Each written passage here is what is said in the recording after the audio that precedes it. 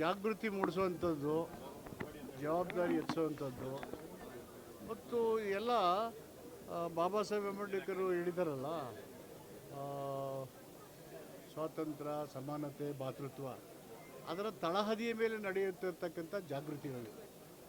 ಬಹುರೂಪಿ ಅಂದರೆ ಬಹು ಅಂದರೆ ಒಬ್ಬನೇ ವ್ಯಕ್ತಿ ವಿವಿಧ ಮುಖಗಳಲ್ಲಿ ತನ್ನ ಪ್ರತಿಭೆಯನ್ನು ಸಾಂಸ್ಕೃತಿಕ ಕಾರ್ಯಕ್ರಮಗಳು, ಹಾಡುಗಳು, ನಾಟಕಗಳ ಮೂಲಕ ಪ್ರದರ್ಶನ ಮಾಡೋದು. ಇದು ಒಂದು ಪ್ರಬಲವಾದಂಥ ವೇದಿಕೆ. ಈ ಒಂದು ಏನು ರಂಗಮಂದಿರ ಇದೆ ಅದು ಪ್ರಬಲವಾದ ದೊಡ್ಡ ಚಳುವಳಿನ ಸೈಲೆಂಟ್ ಒಂದು ಮೂಮೆಂಟ್ ಆ ಥರ ಮಾಡ್ತಿದೆ. ತುಂಬ ಸಂತೋಷ. ರಾಜಕೀಯ ಜಂಜಾಟದಿಂದ ರಿಲ್ಯಾಕ್ಸ್ ಆಯ್ತಾ ಅಂತ ನೋಡಿ. ಪ್ರತಿನಿತ್ಯ ಆ ರಾಜಕೀಯ ಕೊಳಕನ್ನು ತೆಗೆಯೋಕ್ಕೆ ಇದಿರೋದು, ಜಾಗೃತಿ ಮೂಡಿಸೋಕ್ಕೆ. ನಾವು ಏನು ಮಾಡಬೇಕು, ಏನು ಮಾಡ್ತಾಯಿದ್ದೀವಿ ಅದನ್ನು ಪ್ರಶ್ನೆ ಮಾಡ್ತಾ ಇರ್ತಾರೆ. ಇಲ್ಲಿ ಬಂದು ಕೂತ್ಕೊಂಡ್ರೆ ನಮ್ಗೆ ಅರ್ಥ ಆಗುತ್ತೆ. ಈಗ ಬಳ್ಳಾರಿಯಲ್ಲಿ ಸಮಾವೇಶ ಆಗ್ತಾ ಇದೆ, ಬಳ್ಳಾರಿ ವಿಚಾರವಾಗಿ ಅದು ಒಂದು ಇಬ್ಬರು ಪ್ರತಿನಿಧಿಗಳ ಮಧ್ಯೆ ನಡೆದಂಥ ವಾಗ್ವಾದ. ಪ್ರತಿನಿಧಿಯಾದವರು ಯಾವುದೇ ಪಾರ್ಟಿಗೆ ಸೇರಿರಲಿ ಜವಾಬ್ದಾರಿಯಿಂದ ನಡ್ಕೋಬೇಕು. ಸಾರ್ವಜನಿಕರಿಗೆ ನಮ್ಮಿಂದ ತೊಂದರೆ, ಅನಾನುಕೂಲ, ಕಾನೂನಕ್ಕೆ ಭಂಗ ಆಗಬಾರ್ದು. ಅದು ಪ್ರಜಾಪ್ರಭುತ್ವದ ಮೊದಲನೇ ಆದ್ಯತೆ. ಮತ್ತು ಕಾನೂನನ್ನು ರಕ್ಷಣೆ ಮಾಡೋದು, ಕಾನೂನನ್ನು ಗೌರವಿಸೋದು, ಕಾನೂನಂತೆ ನಡ್ಕೊಳ್ಳೋದು ಪ್ರತಿಯೊಬ್ಬ ಪ್ರಜೆಯ ಕರ್ತವ್ಯ ಮತ್ತು ಜವಾಬ್ದಾರಿ. ಅದು ಮಾಡದೆ ಪ್ರತಿಷ್ಠೆ ತಗೊಂಡ್ರೆ ನನ್ನದೇ ನಡಿಬೇಕು, ನಾನು ಹೇಳ್ದಂಗೆ ಕೇಳಬೇಕು, ನನ್ನದೇ ಸಾಮ್ರಾಜ್ಯ ಅಂತ ಹೇಳಿದ್ರೆ ಸಾಮಾನ್ಯ ಜನರಿಗೆ ತೊಂದರೆ ಆಗುತ್ತೆ, ಸರ್ಕಾರದ ಆಸ್ತಿಗಳಿಗೆ ನಷ್ಟ ಆಗುತ್ತೆ, ಅಮಾಯಕರು ಪ್ರಾಣ ಕಳ್ಕೊಳ್ತಾರೆ. ಇದು ಆಗಬಾರ್ದು, ಇದು ಖಂಡಿಸಬೇಕಾಗುತ್ತೆ. ಮತ್ತು ಹಿಂದೆ ಬಳ್ಳಾರಿ ಹೇಗಿತ್ತು ಅಂತ ಇಡೀ ದೇಶಕ್ಕೆ ಗೊತ್ತು.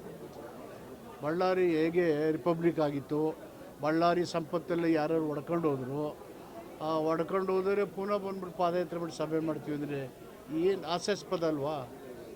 ಅಟ್ಲೀಸ್ಟ್ ಇಂಟ್ರಾಸ್ಪೆಕ್ಷನ್ ಮಾಡ್ಕೋಬೇಕು, ನಾವು ಆತ್ಮಾವಲೋಕನ ಮಾಡ್ಕೋಬೇಕು. ಆತ್ಮಾವಲೋಕನ ಮಾಡಿದಪ್ಪ ಎಲ್ಲಪ್ಪ ಯಾರ್ದೋ ತಪ್ಪ, ಎಲ್ಲೋ ಒಂದು ಕಡೆ ತಪ್ಪಾಯಿತು, ಸರಿ ಮಾಡ್ಕೋಬೇಕು. ನಮ್ಮಗಳಿಂದ ಜನರಿಗೆ ತೊಂದರೆ ಆಗಬಾರ್ದು, ಜಿಲ್ಲಾಡಳಿತಕ್ಕೆ ಅನನುಕೂಲ ಆಗಬಾರ್ದು, ಈ ಥರ ಪ್ರಜ್ಞೆ ಇರಬೇಕಲ್ವಾ? ಸೊ ಅದಾಗಲಿ ಅವ್ರ ಬುದ್ಧಿ ಬರಲಿ ಅಂತ ನಾನು ಆಶಿಸ್ತೀನಿ.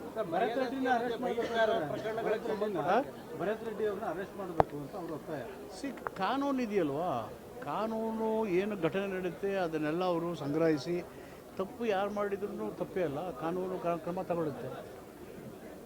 ಸೊ ಅದರಲ್ಲಿ ಪಕ್ಷಪಾತ ಮಾಡೋದು, ಕೊಲೆ ಮಾಡೋನು ಬಿಟ್ಬಿಡೋಕ್ಕಾಗುತ್ತಾ? That question does not rise. Sir, ಮರ್ಯಾದೆ ಹತ್ಯೆ ಮತ್ತು ಬಹಿಷ್ಕಾರ ಪ್ರಕರಣಗಳಿಗೆ ಸಂಬಂಧಪಟ್ಟಂಗೆ ವಿಶೇಷವಾದಂಥ ಕಾಯ್ದೆ ತರಬೇಕು ಅಂತ ಹೇಳಿ ಈಗ ಆಲ್ರೆಡಿ ಬಹಿಷ್ಕಾರ ಕಾನೂನು ಜಾರಿ ಬಂತಲ್ಲ, ಜಾರಿ ಬಂದಿದೆ. ಅದೊಂದು ಐತಿಹಾಸಿಕವಾದಂಥ ಒಂದು ಕಾಯ್ದೆ. ಇಂಡಿಯಾ ದೇಶದಲ್ಲಿ ಪವರ್ಫುಲ್ ಇರೋ ಕಾಯ್ದೆ. ನಂದು ಮಹಾರಾಷ್ಟ್ರದಲ್ಲಿದೆ, ಸೆಕೆಂಡ್ ನಮ್ಮದು. ಆದರೆ ನಾನು ಸುಹಮೋಟ ಎಲ್ಲಿ ಬಹಿಷ್ಕಾರ ತಗೊಂಡಿದ್ದಾರೆ ಅಥವಾ ನ್ಯಾಯ ಮಾಡಿ ಅಭಿಪ್ರಾಯ ಹೇಳ್ತಾರೆ ಪಂಚಾಯತ್ಗಳು, ಯಾವುದಕ್ಕೂ ಆಸ್ಪದ ಇಲ್ಲ ಕಾನ್ಸ್ಟಿಟ್ಯೂಷನಲ್ಲಿ, ಡೆಮೋಕ್ರಸಿನಲ್ಲಿ. ಅದೊಂದು ಅತ್ಯಂತ ಪ್ರಗತಿಪರವಾದಂಥ ಮತ್ತು ಪ್ರಬಲವಾದಂಥ ಕಾಯ್ದೆ. ಅವ್ರಿಗೆ ಜನರನ್ನು ಎದುರಿಸಬೇಕು, ಶಿಕ್ಷಿಸಬೇಕು ಅನ್ನೋದಕ್ಕೆ ಹೆಚ್ಚಾಗಿ ಸಂವಿಧಾನ ಇದೆಯಲ್ಲ, ನಾವು ಸೋದರತ್ವದಿಂದ ಬದುಕಬೇಕು, ಸಮಾನತೆಯಿಂದ, ಅದರ ಜಾಗೃತಿ ಮೂಡಿಸ್ಬೇಕು, ಅರಿವು ಮೂಡಿಸ್ಬೇಕು. ಡಿ.ಕೆ. ಶಿವಕುಮಾರ್ ಅವರು ದೆಹಲಿ ಪ್ರಯಾಣ ಮಾಡಬೇಕು ಚರ್ಚೆ ಆಗ್ತಿದೆ.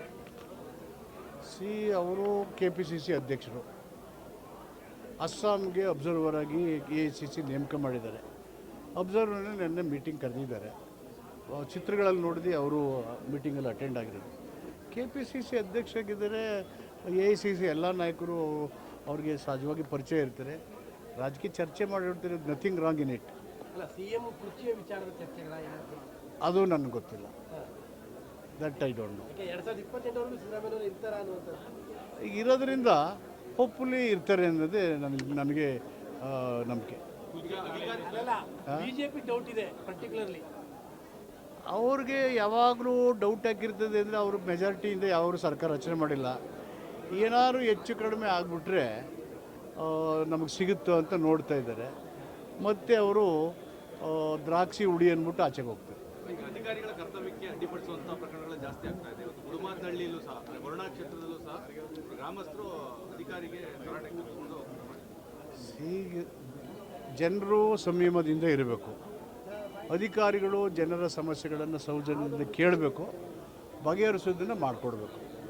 ಸೊ ಆವಾಗ ಅಧಿಕಾರಿಗಳ ನಿರ್ಲಕ್ಷ್ಯ ಆದರೆ ಅಥವಾ ಪ್ರಜೆಯವರು ತನ್ನ ಸಮಸ್ಯೆಗಳನ್ನು ಬಗೆಹರಿಸ್ಕೊಳ್ಳಿ ಸೌಜನ್ಯದಿಂದ ನಡ್ಕೊಳ್ಳದೆ ಹೋದರೆ ಅವೆರಡೂ ಸರಿ ಇಲ್ಲ. ಬಟ್ ಅಧಿಕಾರಿಗಳು ಸ್ವಲ್ಪ ವಿವೇಚನೆ ಬಳಸಬೇಕು. ಬಿಜೆಪಿ ಎಲೆಕ್ಷನ್ನ JDS ಮತ್ತು ಬಿಜೆಪಿ ಹೊಂದಾಣಿಕೆಯನ್ನು ಮಾಡಿ ಮಹಾರಾಷ್ಟ್ರ ಥರ ಗೆಲುವು ಸಾಧಿಸ್ತೀವಿ ಕುಮಾರಸ್ವಾಮಿ ಹೇಳಿದ್ದಾರೆ. ಏನು ಹೊಸ ವಿಚಾರ ಇಲ್ಲ. ಹಿಂದೆ ಹ್ಯಾಂಡ್ ಇನ್ ಗ್ಲೋ ಆಗಲಿಲ್ಲ. 2018 ಎಲೆಕ್ಷನ್ ಏನಾಯಿತು, ಜೊತೆಗೆ ಮಾಡಿದ್ರು ಗೊತ್ತಿಲ್ಲದಾಗೆ, ಈಗ ಜೊತೆಗೆ ಮಾಡ್ತಾರೆ. We are ready to face. ಅದು ಕಾಂಗ್ರೆಸ್ಗೆ ಎಫೆಕ್ಟ್ ಆಗುತ್ತೆ. ಕಾಂಗ್ರೆಸ್ನ ಮತದ ಮೇಲೆ ಅವರ ಇಬ್ಬರದ್ದು ಏನು ಮತ ಪರಿಣಾಮ ಬೀರಲ್ಲ. Thank you. ಬಹುರೂಪಿ ಯಾವ ಕಾನ್ಸೆಪ್ಟ್ ಕಾನ್ಸ್ಟಿಟ್ಯೂಷನ್ ಆ್ಯಂಡ್ ಡೆಮೋಕ್ರಸಿ.